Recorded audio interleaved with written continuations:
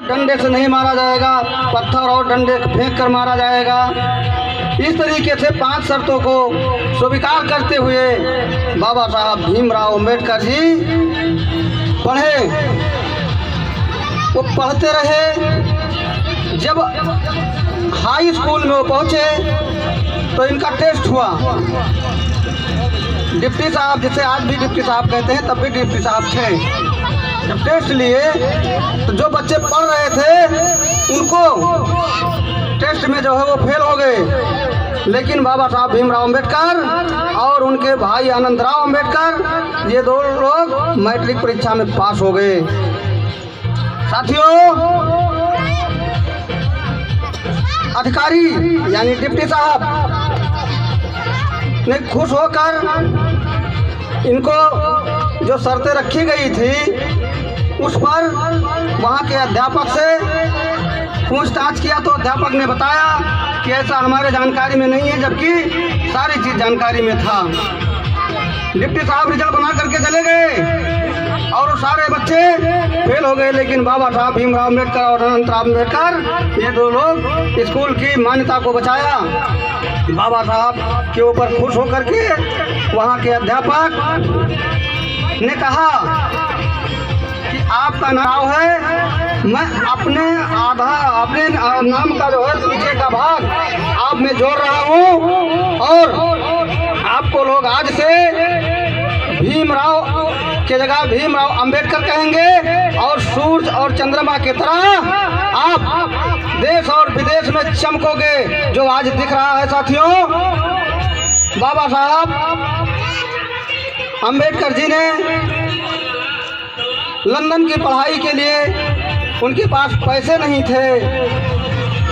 उस वक्त हमारे देश में छुआछूत और गरीबी चरम पे था, लेकिन कुर्मी वंशज छत्रपति जी साहू महाराज जी ने लंदन में पहले 50 स्वर्ण मुद्रा और उसके बाद 100 स्वर्ण मुद्रा छात्रवृत्ति के रूप में देने का ऐलान किया और दिया भी। वहाँ पे उन्होंने पढ़ाई पूरी की, यानी 32 डिग्री हासिल करके और इंडिया में आए। हमारे यहाँ जब आए तो देखा कि छुआछूत और गरीबी चरम पर है।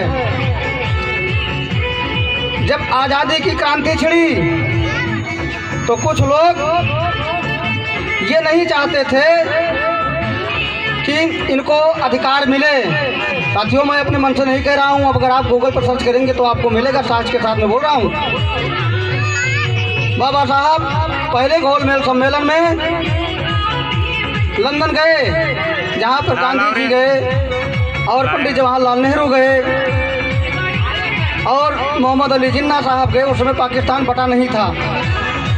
और तारा सिंह गए, ताराचंद गए, यानी सिख, ईसाई और बाबा साहब इधर पिछड़े और दलित के लिए सब लोग अपना अपना अधिकार लेने के लिए लंदन पहुँचे।